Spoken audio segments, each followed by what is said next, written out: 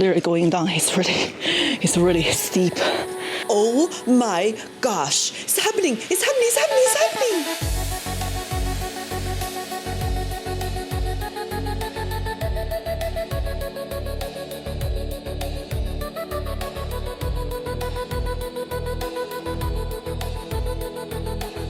So most people will choose the 6 to 8 hours hiking, intense hiking for the mountain views in Guatemala. But what if I tell you that you can skip all of the 6 to 8 hours challenging hike, that you can conserve the energy, and you can actually hike the most amazing hikes to the Fuego volcano, the amazing hike, challenging hike, and also hike to the summit of the Acatenango. Yes, actually, I did this perfect way, and it's the glamping, it's perfect glamping way, and let me show you.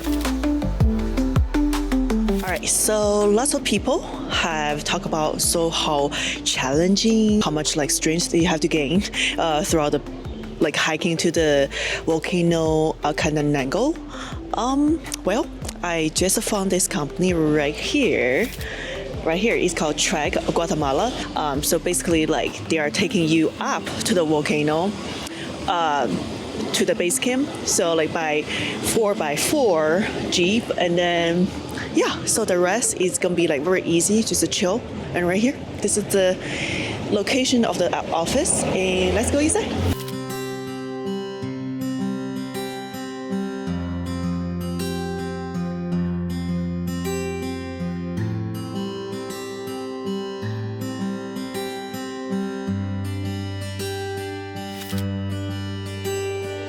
All right, this is definitely the way to do it if you are really enjoying some luxury while during the travel, and also your own, cleaner bathrooms. And of course, 4x4 right there. That's our 4x4 that actually got us from the bottom of the mountain to the volcano. All right, so a little bit about the glamping experience. So basically you get a little bit briefing the day before. So the guide will tell you what you actually are expecting on the trip. So basically we were mixed mingle with a bunch of other people who are actually hikers. You got to do the 6 to 8 hours hiking, but we have about 8 of us in the van. We are actually going through the glamping process experience, and then they're basically telling us that they're pretty much taking us from the bottom of the mountain to the top of the volcano. It's about 1 hour drive in the 4x4, but then after that, the hiking experience is pretty flat for 1 hour, for 45 minutes to 1 hour experience. So definitely the glamping part of it, because compared to the normal hiking experience, you got to hike about 6 to 8 hours, and then you can reach the base camp. Of course, don't worry, because they actually do check your passport, and then you have to fill out some information right before you go into the the volcano drive. So yeah, just in case if anyone got lost or anything. So yeah, you're all in a safe hand.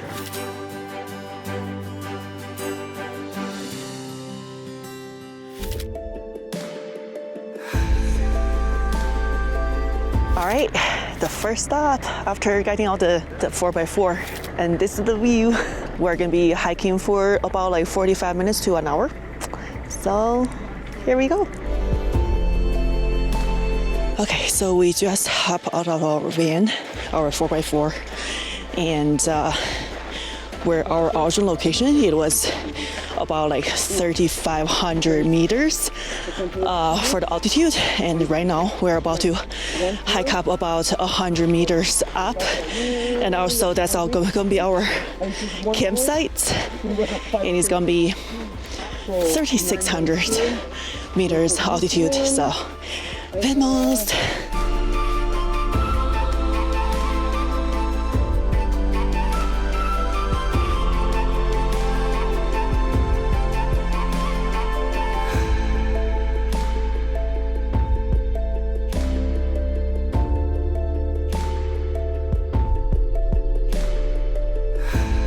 Walk from our car parking area to our base camp, it's actually relatively flat, but there's still some like up and down, up and down.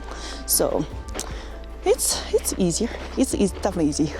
We're taking the easy route.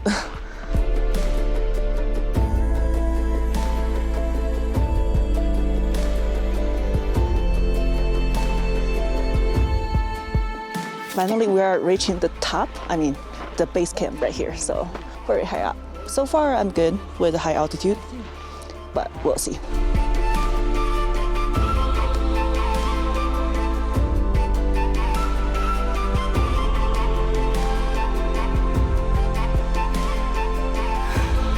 The tour provides us some lunch, some chicken sandwich right here, some watermelon, and some granola bars against the beautiful backdrop. Now is hiding. Okay, so for the glamping experience here, we just got to the base camp.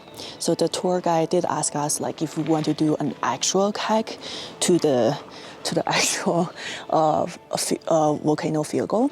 So that's about like 3 to 4 hours on average for average hikers. And yeah, apparently I will be the only one in my group to do the hike. But I want to do something challenging. I don't know if I'm going to be gaining some high altitude sickness or something, but I did hear going there is not going to be challenging, but coming back will be challenging. So we'll see.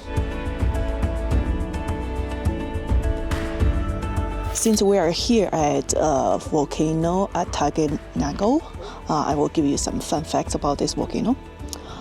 So it's actually the third tallest in Central America, and it has a major eruption since 1972. So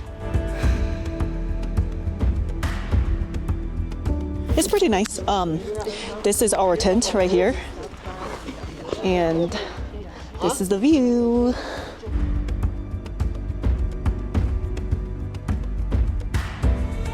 Try to give you guys a little bit fact about these two volcanoes. The Acatenango elevation is about 3,900 meters, and Fuego elevation is about 3,700 meters. According to our guide, he was saying that if you are not really physical fit, probably is going to be taking about 5 hours. But if you're physical fit, possibly it's going to be taking like 3 hours. The distance is about like 1.8 to 2.5 miles from the base camp right here, from base camp. I'm on my way to Volcano Fuego, and it's definitely way easier going there because everything is downhill with gravels. But I know it is gonna be very tough for coming back because we are gonna be doing the same way back. A little fur friend, here you go. He's so lovely right there. Literally going down, it's really steep.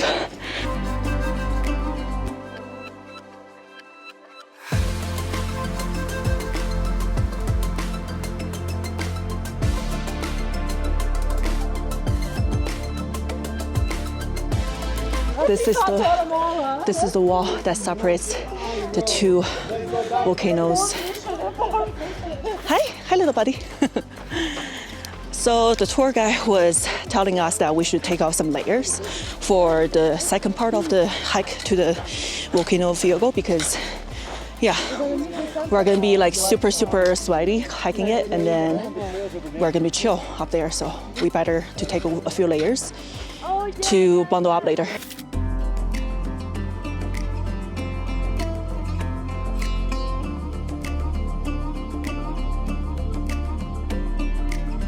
All right, that took us like almost 1 hour to go down, and then is the time to go ascending, to go up.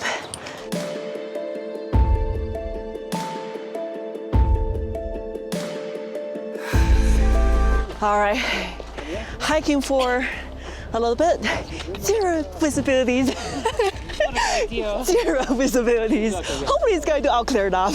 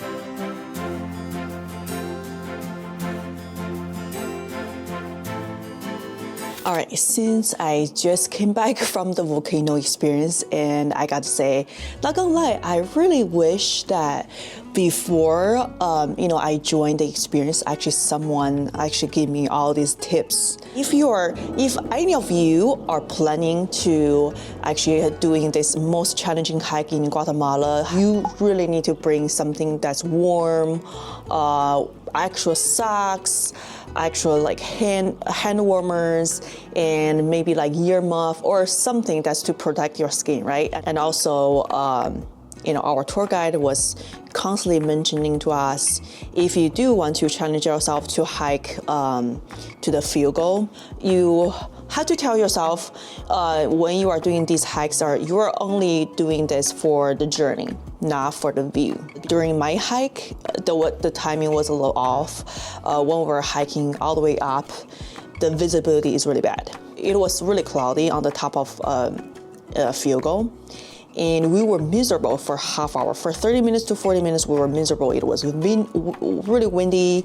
Just 5 minutes after we climbed down, and then boom, the view started clearing up, and then we were able to see the Fuego from a little further, which I wish that we actually had a little patient to wait for 10 more minutes, but of course the timing is off.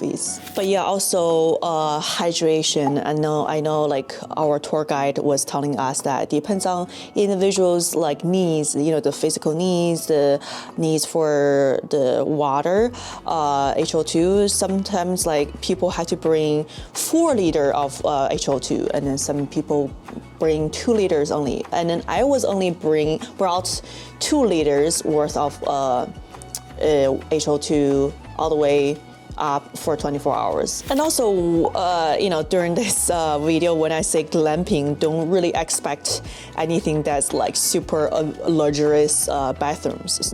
Making sure to bring enough white wipes, lots of tissues just for your own needs as well. And also, I expect to be very, very sandy too. On the hike of the summit of the Acatenango, for me, for my shoes, I had a really good pair of shoes, but because it was so sandy, so rocky, every single step you are going to have a lot of all the sand in your shoes. So yeah, of course it's for your own comfort. Every single 5 minutes I would be stopping for dumping all the sand from my shoes because it's just not comfy. So just be prepared to have lots of sand, lots of rocks, small rocks in your shoes. And I have to say, is once in a lifetime type of situation, sometimes you just need to push yourself. Don't really give up so easy throughout the whole challenging hikes, because you got to do something to make yourself proud, right? And of course, I know lots of people will do that, but please making sure that you can bring enough medicines for your emergencies, because I know like lots of people are suffering high altitude sickness, and personally I didn't, but I know lots of people in our tour group did feel some of the high altitude sickness, and some of them they did bring aspirin, and so on, and also try to bring some of the stomach medicine too, because some of the people really have some sickness in the stomach, and you don't want to feel like you are empty-handed out there, and when you feel like nausea and everything. So be prepared to bring enough medicine just for the prevention of the high altitude sickness. And I really hope that you like my video about the glamping way of saving some energy to do some most beautiful challenging hikes in Guatemala. And then, especially for me, the challenging seekers, but of course, try to conserve as much energy as I can. This glamping way it's definitely really good way. So I really hope that you enjoyed my video, and please don't forget to subscribe.